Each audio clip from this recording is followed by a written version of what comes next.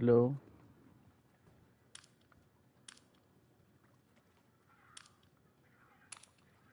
Hello. So as you can see, this is concept arts. If makita mo, sa concept arts, Jewel, ginbuno pa gid sa likod. Pero, change nila.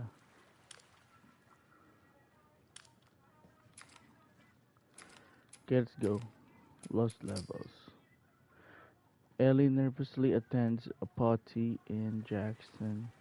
So this level is presented in an unfinished pre-alpha state, reflecting its state when it was originally cut from the game.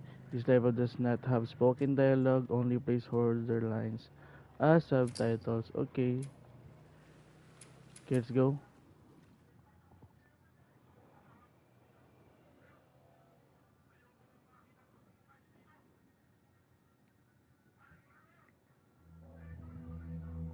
You're about to play an unfinished level from The Last of Us Part 2.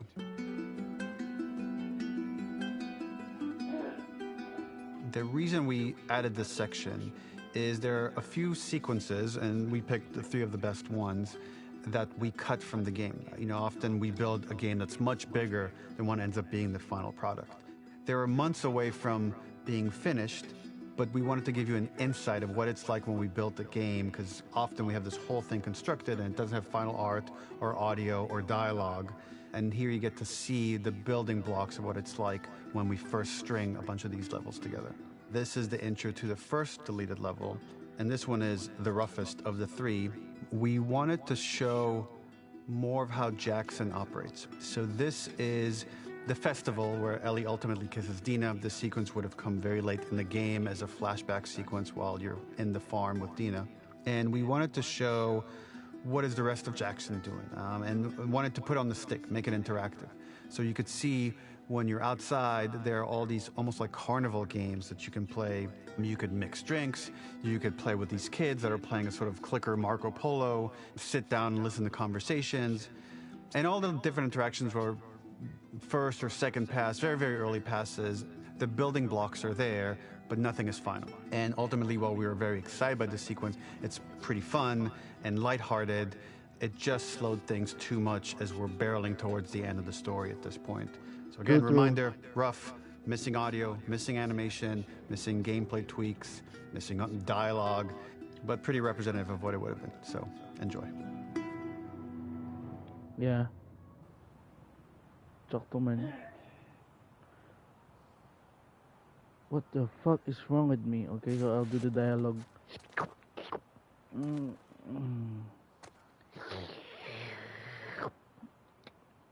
Okay. Alright. Let's do this. Okay. Originally, this level was going to transition us to farm. We would go Okay. all the way through to the dance, where Ellie and Dina share their first kiss.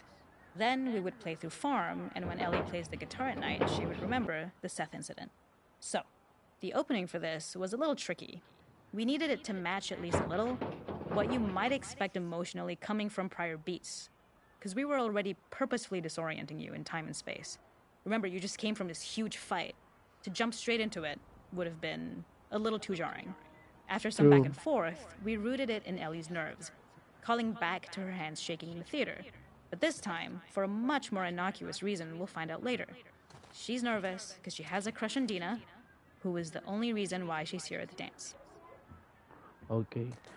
Yeah, so this happens in the farm scene, right?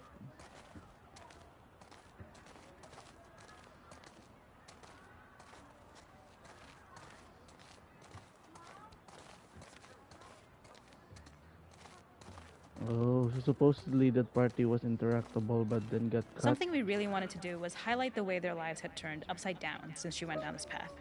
We had this idea of recontextualizing all of our usual gameplay mechanics that were designed for really violent ends.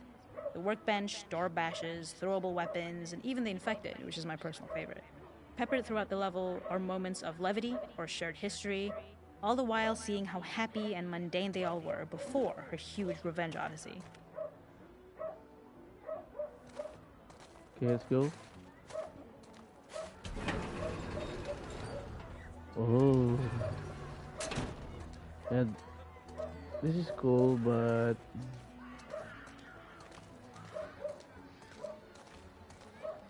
It is not a festival without one of these throwing games.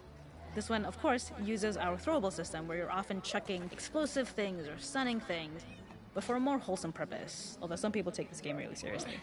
A fun aspect of this is if you did well, you could win a toy here. Ellie would place it okay. in her pocket. If you had done this, you'd find the toy with JJ, the baby, later back at the farm. When we cut Oh, this, the toy made it through anyway because it was so cute. It is the same one you see on the tractor at the farm. Ollie the elephant. okay, okay. Okay, what we The do makeup here? artist is pretty simple. It's one of those little in-game scenes we peppered in to make it feel like Ellie had roots in the town. Hallie, our writer, mentioned that in her mind, an ex-girlfriend of Ellie's tattooed her arm to cover up her scar. So we figured this might be the only time you get to see that. We wanted to hint at it and allude to it and make it feel like there had been so much more that had been happening and so much more that Ellie threw away.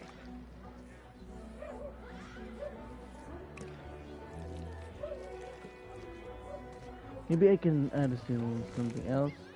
Yeah, maybe. So it did that to me because it's a rough and it's still unfinished. But oh, what the hell is this dude doing? Wow. This is one of my favorite sections because I think that it achieves both the slice of life aspect of Jackson while also being a stark reminder of how dark the world that they live in really, really is. To attract attention and curiosity, one of the kids was supposed to make this adorable, messed up little clicker impression, and the others would giggle. We tried a version where if you got close enough, the kid might try to follow you a little before turning back. Since clickers are blind and move by echolocation, for this game of messed up tag, Ellie must close her eyes and listen for when the children give themselves away. The thought was that these kids are in relative safety. They still grow up with the dangers of clickers and runners, and all those lessons would embed themselves in the games that they play. When the festival got cut, they tried to preserve this moment and move it to the front of the game where the snowball fight is, as a True, tutorial. true. Okay. However, being in the headspace of a clicker doesn't really teach you how to deal with them. Eventually, it evolved, and they instead made the snowball fight, which was, I think, way more effective. For me, it's character illuminating that not only does Ellie know this game, she plays along.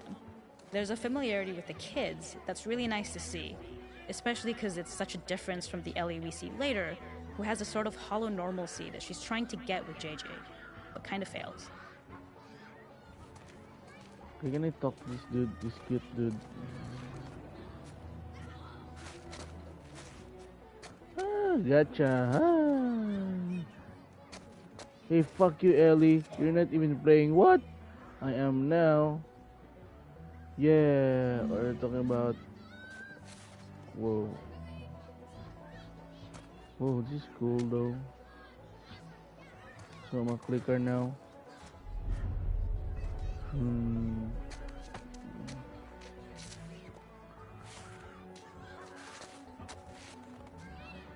Okay, okay, you win.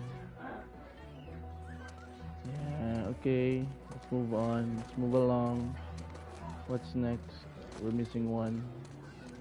What's this?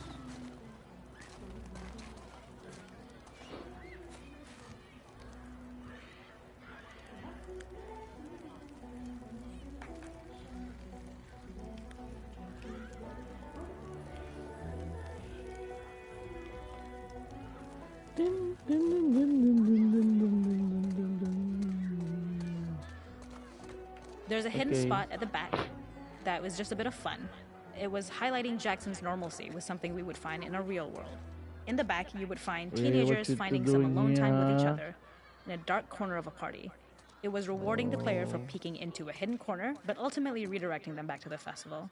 We also had versions of them smoking weed here, despite Maria's consternation, probably having gotten it from Eugene. There's a hidden spot at the back that was just a bit of fun. It was highlighting Jackson's normalcy with something we would find in a real world. In the back, you would find teenagers finding some alone time with each other in a dark corner of a party. It was rewarding the player for peeking into a hidden corner, but ultimately redirecting them back to the festival.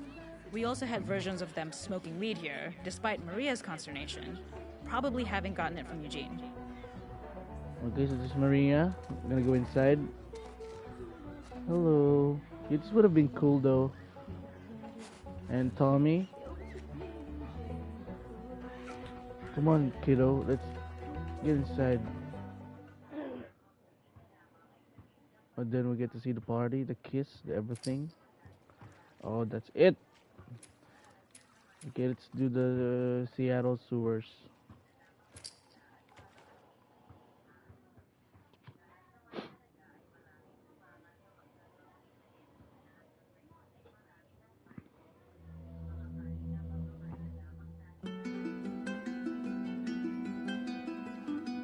In this second deleted level, which is an extended sequence of the sewers in Seattle, this comes on the heels of where Ellie goes into a building and she survives an attack by stalkers and gets thrown out of a window and gets swept away by the current. And then we cut this section that used to be there in the final game.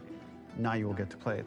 So this was a way to get a bit more interesting puzzles, interesting traversal, figure out how Ellie can navigate the sewers with the fighting current. Ultimately, with a lot of these levels and these sequences, the reason why we cut them were for pacing purposes. But here it is for you in this very kind of raw form that part of it will feel finished, parts of it will feel like assets are missing as far as audio, animation won't be final, but it's a glimpse into what a game looks like when it's months away from finishing. Okay. Enjoy. Oh. So this made into the game. That's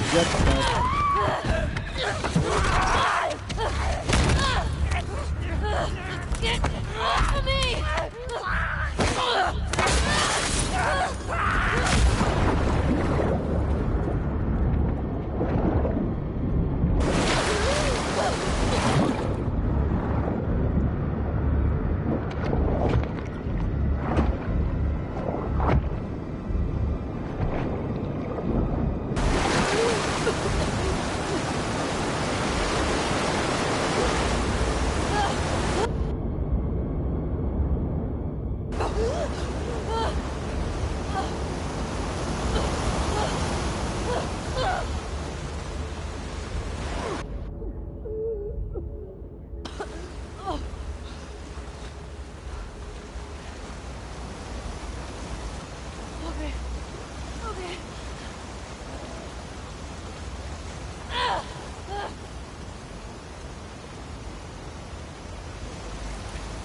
okay.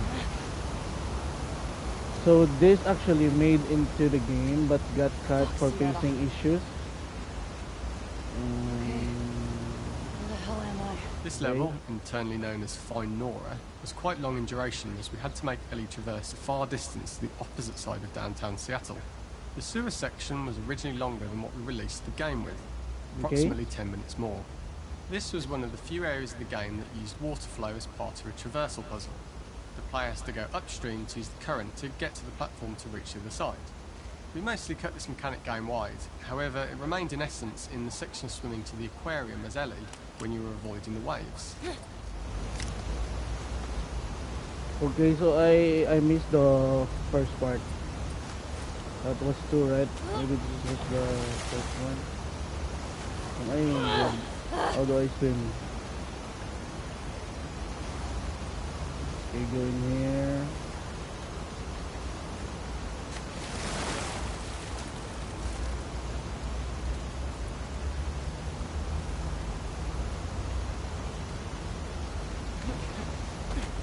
The ladder acts as an immediate goal for the player, but being able to climb out is not going to be so easy. To keep levels interesting and engaging, we alternate between positive and negative values the player experiences. Here, it's a positive to have found the ladder, but then a negative to discover it's not the solution. But then another positive to identify the next short-term goal of the doorway. By alternating between these opposing values, we give players what they expect, but not how they expect it. Okay. Oh, okay. So I was supposed to go there.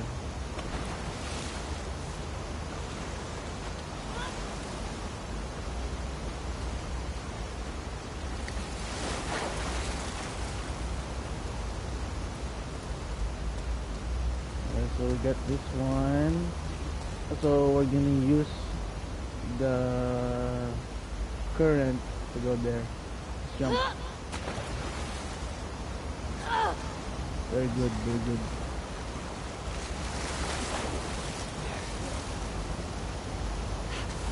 So this has some dialogue too.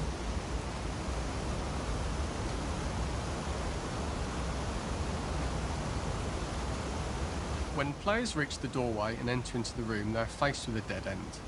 The real reason for this dead-end room is that on the reversal, when exiting back out of the doorway, players are faced with the route onwards. A pipe that they'd not been able to see when they were swept past it on the way in, and something that was hidden from view when on the side platforms.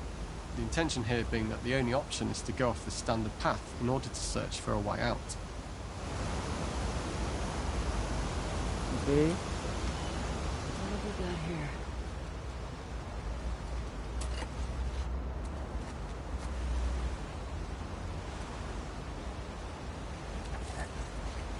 Why am I looting? I just can't help it though. Okay. So that's where we're supposed to go. Okay, jump the shit out of this.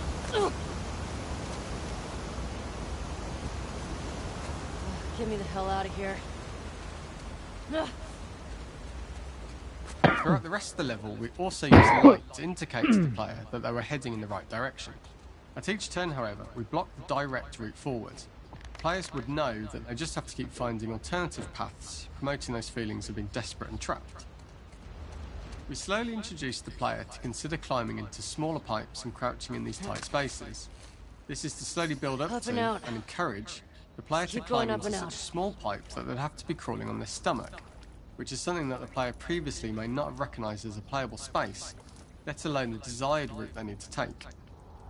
Okay. We added a tiny space just to reward the player's exploration with a pickup item, and we made sure it was something that made sense that you'd find in this area. A canister and all the garbage that had been washed into the sewers from the surface.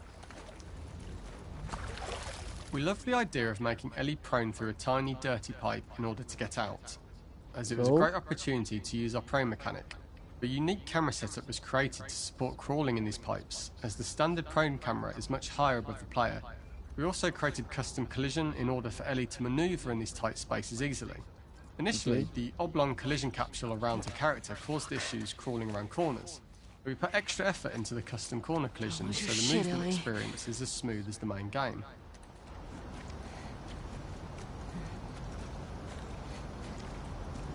Yeah, this is still unfinished. It still looks good though. Looks good. Look at the dirt. Look at that. In order for the player to feel cramped, claustrophobic and desperate, we'd been enforcing the traversal mechanics that allow for a tight environment which promote these feelings. We introduced the use of the squeeze through so that we can keep the player feeling enclosed and tight, but without repeating the same geometry. Here we change from low ceilings with wider walls to high ceilings and tight walls to change up the spatial pacing and keep the level from repeating itself. Okay.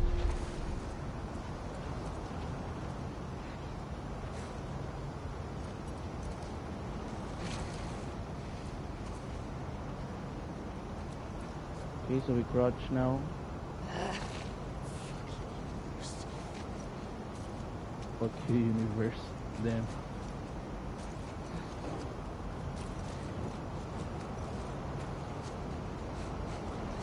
Shitty place to die.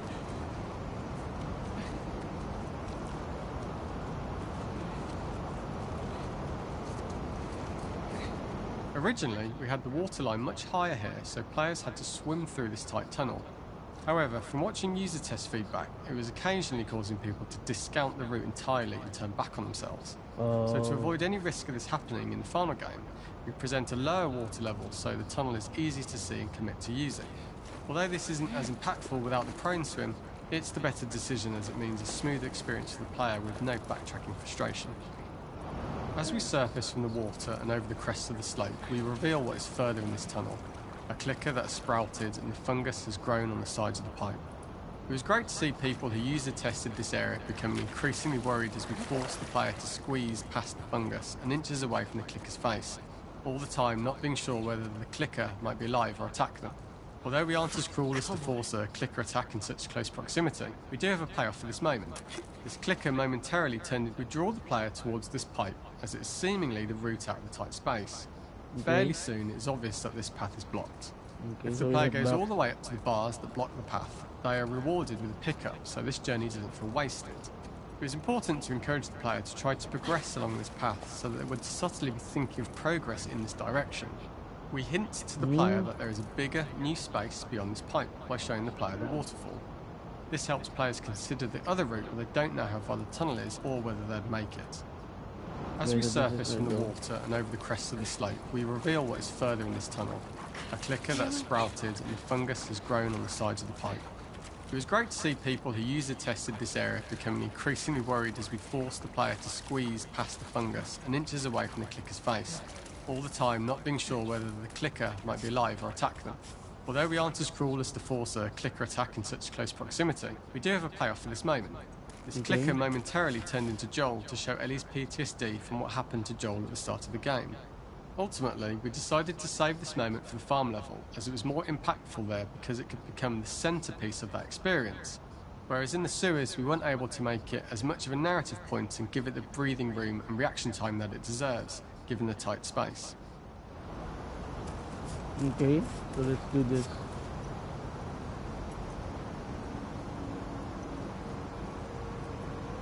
Oh shit.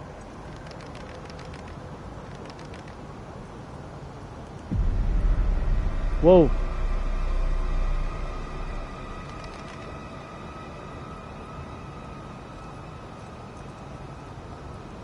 Okay, so that was Joel. That would have been cool though, right? Shit!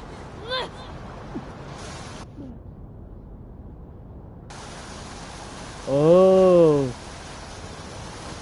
So this is where it leads. So this is in the main game now.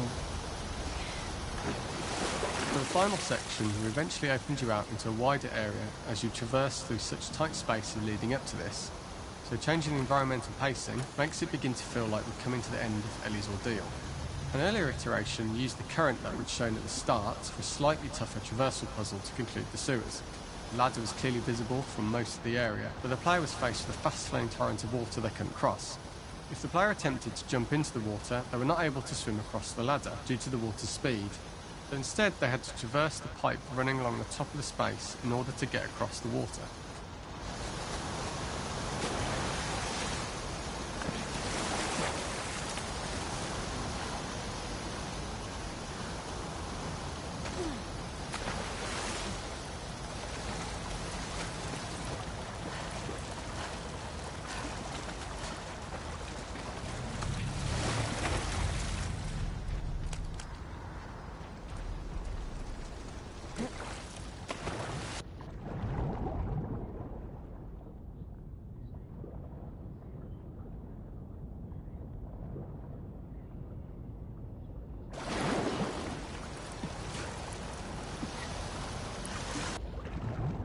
I don't know where to go.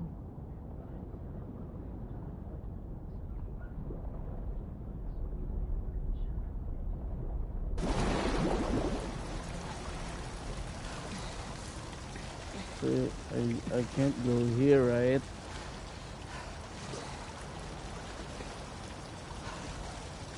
Oh, we're supposed to traverse there. Yeah, I see now. I see that I must see.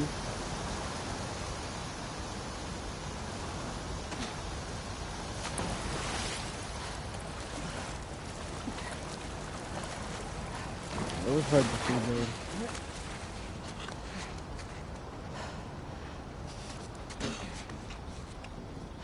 Okay. Using this pipe was retained in the iteration we shipped with, as it's the last of the extreme methods Ellie has to undergo in order to escape the sewers, and what she will go through in her pursuit of revenge.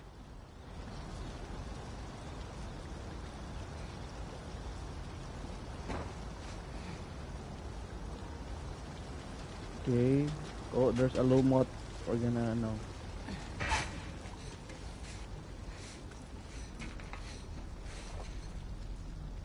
Okay, we're here now. The last ladder climb is quite lengthy, and although we could have trimmed it down to a shorter climb, we liked how this last segment of the journey built anticipation for whether there was success at the top or not after all you've been through. Ultimately, the ladder exits out into the subway station, which is how it connects in the final game. Ellie then has to find her way to the hospital from here, crossing paths with the scars for the first time.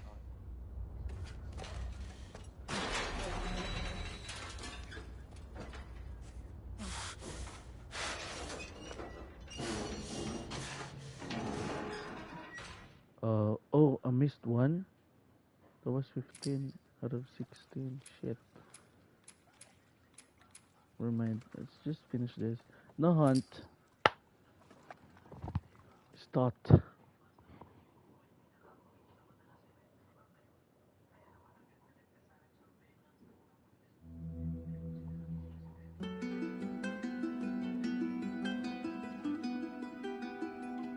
For this third and final deleted level, what we call the boar hunt sequence, this was a sequence pretty late in the game. It was right after the whole Seattle Abby sequence where Abby spares Ellie. And then we wanted to come back into Ellie's story, but keep it a bit mysterious of how much time has passed, where is Ellie now? So we're coming in on Ellie and she's following a trail of blood. And we wanted to mirror in a way the deer hunt sequence from the first game, but this time do it with a boar. And there's something with Ellie that now she can't let go of this violence. She's pursuing it, even against this innocent animal. This was another opportunity to show how the violence that Ellie has experienced, the violence that she witnessed being afflicted onto Joel, is still sticking with her. And she's still experiencing these PTSD moments. This was a sequence that was pretty far along and was cut pretty late in production. Parts of it are still really rough, but the gameplay, the building blocks were all there. I think you'll have fun to see, like, again, a rough, unfinished sequence that you can play. You can see all the way to the end, and including a cinematic that we end up cutting. And the remnants of the sequence ended up being mentioned in Ellie's journal. So this part of the story that we developed still made its way into the game as kind of optional stuff that you could read about, but here you get to experience it. So as a reminder, this is pretty rough, months away from being finished, but you get to see it now. Okay. So this was before the farm. So the way I see it, they were building up the PTSD that Ellie has from the sewers to this, then to the farm, but they cut it eventually and go with the farm. So the boar hunt was one of the hardest levels for me to work on. It was a Right. huge challenge with the systems that we had, and we kept trying, but it never felt quite right. Originally, the level happened after the Jackson Festival, which also got cut, but before Farm. Once the festival got cut, it became the prologue to Farm. The intended experience is that we jump forward in time after the fight with Abby in the theater. We don't know where Dina is. We likely assume she's dead because she was just bleeding out. Ellie is alone. Her hair is short. So maybe this is the future or the present. And she's hunting. Hunting who? Abby still? So this is Joel's jacket before he died.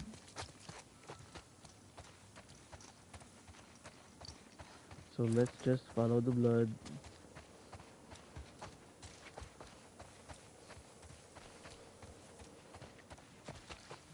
In early iterations of the fight, it was more arena-like. The player slowly whittles down the boar's health. Ellie gets more visceral and more vicious. We get a little worried about her. As the boar gets weaker, more panicked, more feral, and we start feeling sympathetic to the boar, was the hope. In all of these iterations, especially of these wider areas, it required custom AI and scripting to make sure it continued to feel organic as an animal, but we really needed it to do specific stuff. It needed to be able to close distances really, really quickly. It needed to charge to attack, but we wanted the feeling of hunting, so we needed to track it down from afar. And we also needed to discourage the player from attacking the boar when it's that close, or it would kind of turn into this melee kerfuffle. How do we do this in our world while keeping the boar believable? Okay. We must have gone through 5 or 6 iterations of the boar fight and all, and every single time it changed pretty drastically. We split it into clear phases, where one was like all long range.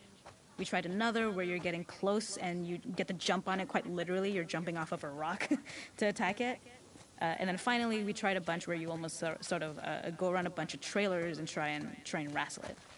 We uncovered after some time that taking down a boar over several phases felt very laborious and a little dramatic. It was comically long. It felt too boss-like, a little too gamey. We decided to cut the first few phases, and we opted for a cold open after the boar had already been hurt off screen. So that allowed us to focus on feeling like we're closing in on prey and to introduce the boar when it was at its most dangerous. Already hurt, already feral, much too close for comfort. And so the thinking was it would bring us more into Ellie's mindset. Is this really hunting for food, or is she hunting for some other reason? The gas station was built to highlight the boar's destructiveness. Since it's cramped, the boar feels larger. We also feel trapped with it, though perhaps it's trapped with us. When it charges, it gets to us quickly, so we must be on our toes. This made it more aligned with Ellie's sort of hunting for trouble mindset. Listening became more important, as well as moving around slowly so it could hear you. Could you spot it before it saw or heard you? And could you get a shot off quickly enough so you could dodge out of the way? Or is the shot worth the cost after? It feels like a gamble. By the end of the fight, everything would likely be in shambles. It would burst through the back, and Ellie would follow it and finally enact revenge.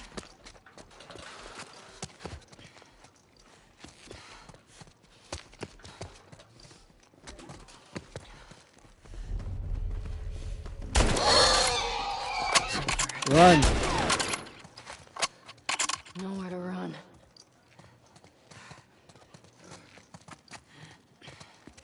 That wasn't a gamble, that was easy. What the hell are they talking about? Didn't even flinch. Oh shit, the boar. That's how I sound when I sleep. The boar kill was supposed to be anything but glorious. With Okay. the boar whimpering at the back of the gas station after Ellie's relentless hunt. After this, hearing the drone that we kind of come to associate with Ellie's trauma, hard cut to the stream where she's washing her hands and holding rabbits that she hunted, about to return to Dina. And there would be no mention of the boar. Okay, so let's just do this.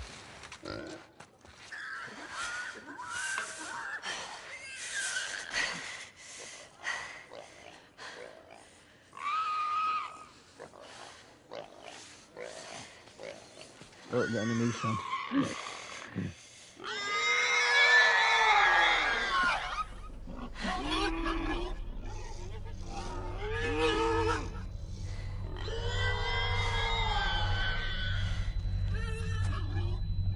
Oh.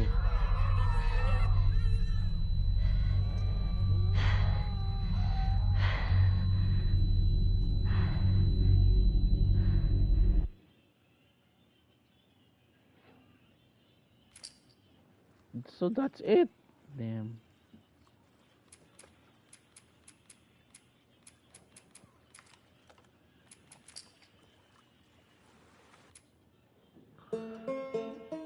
Okay, so shit, bro.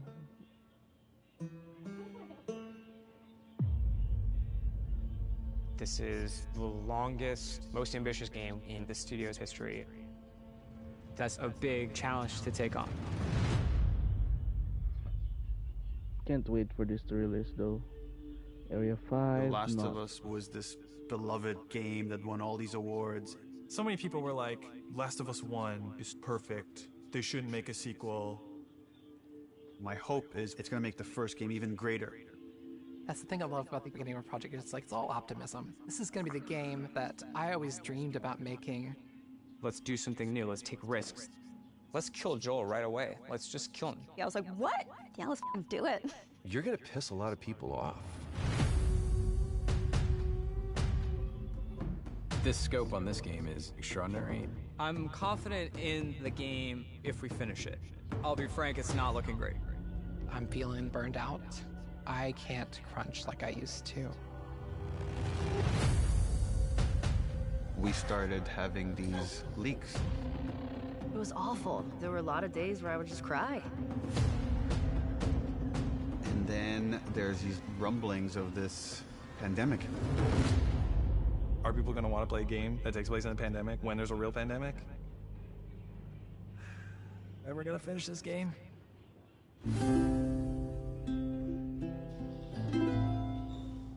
It's a marathon, it's not a sprint.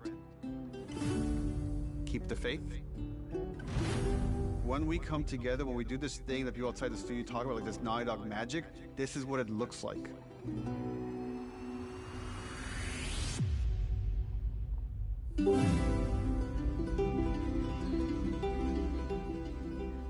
Or Joel doesn't die. So then what happens is all of us become friends.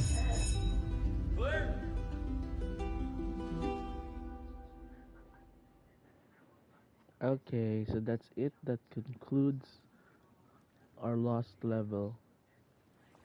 So thank you very much for watching. Goodbye. Bye bye.